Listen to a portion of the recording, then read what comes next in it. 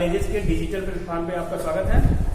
एक बार फिर हम लोग BSc first year second paper organic chemistry का सेकेंड चैप्टर का इंटरमीडिएट रिएजेंट के बारे में आज हम लोग पढ़ेंगे। इसके पहले वाले वीडियो में हम लोगों ने कार्बोकैटायन के बारे में पढ़ा, आज हम लोग कार्बेनाइन के बारे में पढ़ेंगे। आइए हम लोग शुरू करते हैं आज का वीडियो, जिसमें आज हम लोग पढ़ेंगे कि कार्बेनाइन के बारे में हम लोग समझेंगे कार्बेनाइन क्या होता है, इसकी स्टेबिलिटी क्या होती है और कैसे यह किसी दूसरे मॉलिक्यूल या रिएक्शन में यह इंटर करता है। तो सबसे पहले आइए हम लोग कार्बेनाइन का डिफिनीशन देखते हैं। देखिए यहाँ लिखा हुआ है the analytic species containing trivalent carbon with a lone pair of electron is called कार्बेनाइन। जैसा कि हमें पता भी है कि कोई भी कार्बन चार बॉन्ड यानी टेट्रावैलेंट होता है। टेट्रावैलेंट में यदि यहाँ पे हाइड्रोजन है, यहाँ पर भी हाइड्रोजन है, यहाँ पर भी हाइड्रोजन है और यहाँ पे कोई लो इलेक्ट्रोनेगेटिव का ग्रुप जुड़ा हुआ है और यहाँ पे हेटेरोलिटिक फ्यूजन होता है, हेटेरोलिटिक फ्यूजन हो रहा है और यह बॉन्डिंग इलेक्ट्रॉन कार्बन पे आता है, यानी कि जो ग्रुप है वो पॉजिटिव ग्रुप में बाहर हो जाता है और यहाँ पे कार्बन जो है अगर निगेटिव चार्ज आता है तो इसी स्पीशीज को हम कार्बेनाइन कहते हैं।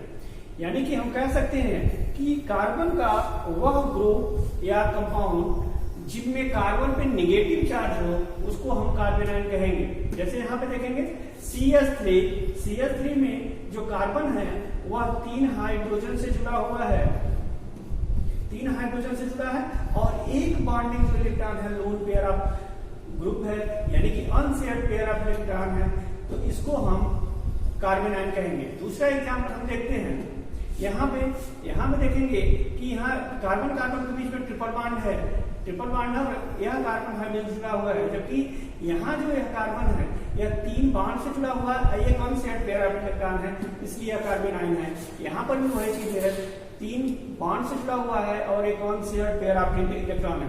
तो इस तरह से हम देखेंगे, इस तरह से कोई भी कंपाउंड जिनमें कार्बन पे निगेटिव चार्ज हो तब उसे हम कार्बेनाइन कहते हैं।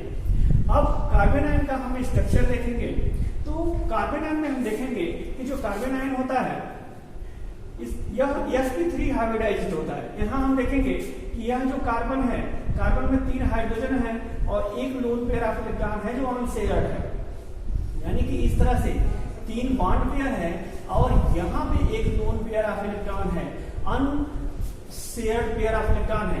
इसलिए यह जो कार्बन है इसका होल जो इलेक्ट्रॉन है वह 8 इलेक्ट्रॉन है, यानी कि यह ऑक्टेट रूल को फॉलो कर रहा है। यहाँ जो कार्बन है यह सभी के सभी 4 जो ऑर्बिटल्स है वो यूज हो रहा है, इसलिए यहाँ पे sp3 हाइब्रिडाइजेशन होगा। जैसा कि हमें पता है कि जब sp3 हाइब्रिडाइजेशन होता है तो इसका जो ज्योमेट्री है वह ज्योमेट्री टेट्राहेड्रल होता है। यहाँ देखिए यह टेट्राहेड्रल ज्योमेट्री होता है। तो इस तरह से यहाँ टेट्राहेड्रल अगर ज्योमेट्री है तो इस ज्योमेट्री में 109 डिग्री 28 मिनट का या 109.5 डिग्री बॉन्ड एंगल होता है। तो यह कार्बेनाइन का जो ज्योमेट्री होता है वह टेट्राहेड्रल होता है। अब टेट्राहेड्रल में हम देखेंगे कि 3 जो बॉन्ड है, बॉन्डिंग इलेक्ट्रॉन पेयर है, यह बॉन्ड पेयर है और एक जो पेयर ऑफ इलेक्ट्रॉन है वह अनशेयर्ड पेयर ऑफ इलेक्ट्रॉन है। तो इसका जो ज्योमेट्री है सेम वैसे ही होगा जैसे कि NH3 में होता है, NH3 में और CH3 सेम एक ही तरह से होगा। तो यहाँ पे हम देखेंगे CH3 के पास भी एक पेयर ऑफ इलेक्ट्रॉन है, NH3 के पास भी एक पेयर ऑफ इलेक्ट्रॉन है और 3 बॉन्ड पेयर है। तो इस तरह से जो टेट्राहेड्रल इसकी ज्योमेट्री है वह डिस्टोर्ट होकर के यह पिरामिडल ज्योमेट्री बना लेगी। आइए हम देखते हैं कि कार्बेनाइन का स्टेबिलिटी क्या होता है। तो सबसे पहले हम सिंपल कार्बेनाइन में इसकी स्टेबिलिटी देखेंगे। तो यहाँ हम देखेंगे कि जो कार्बन है जिसपे निगेटिव चार्ज होता है यह 3 बॉन्ड पेयर से जुड़ा होता है।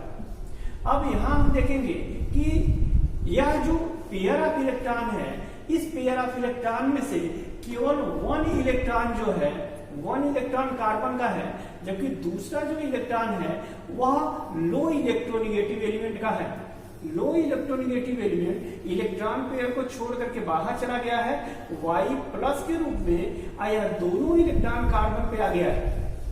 अब दोनों इलेक्ट्रॉन कार्बन पे आने का मतलब इनमें से एक इलेक्ट्रॉन कार्बन का है और एक जो लिविंग ग्रुप है उसका है, इसलिए कार्बेनाइन का जो इलेक्ट्रॉन डेंसिटी है वह इलेक्ट्रॉन डेंसिटी बढ़ जाता है। बढ़ इसलिए जाता है क्योंकि एक इलेक्ट्रॉन या दूसरे का ले रखा है।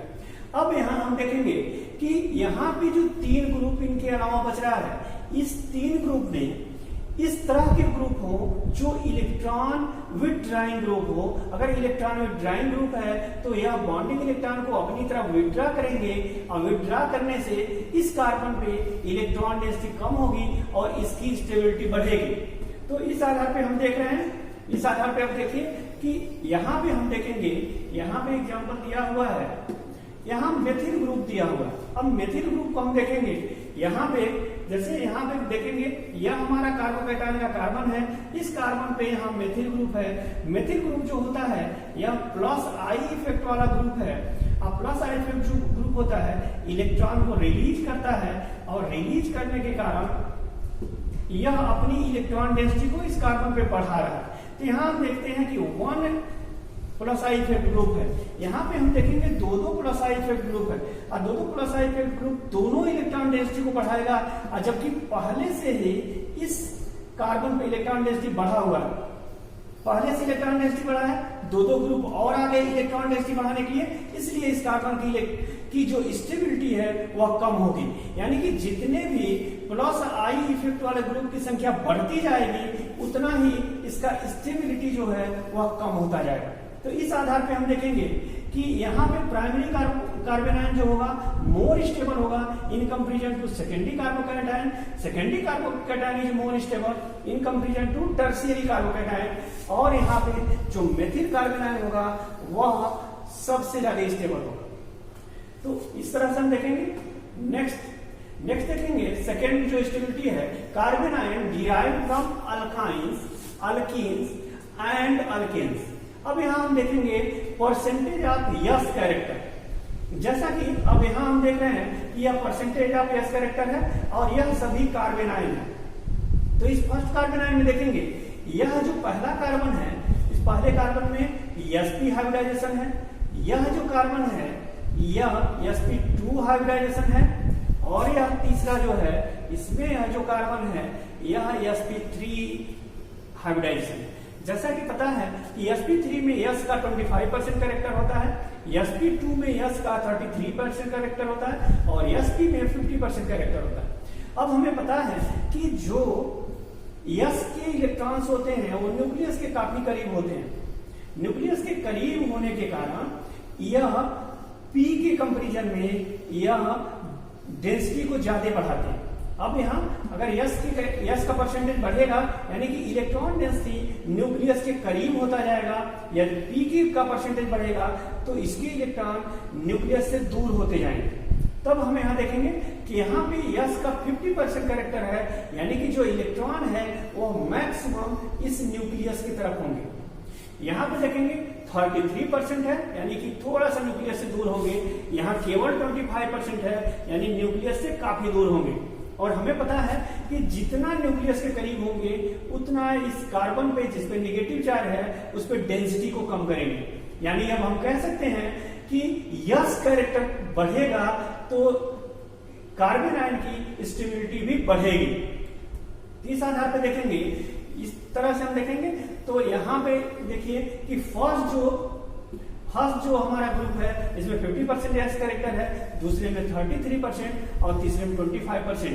तो इस आधार पे हम कह सकते हैं कि फर्स्ट जो है यह मोर स्टेबल होगा in comparison to second, and second is more stable than third. इस आधार पे यहाँ पे देखेंगे, यहाँ बना हुआ है, यहाँ पे यह मोर स्टेबल है, उससे कम स्टेबल है, सबसे कम स्टेबल है जो sp3 हाइब्रिडाइजेशन होगा।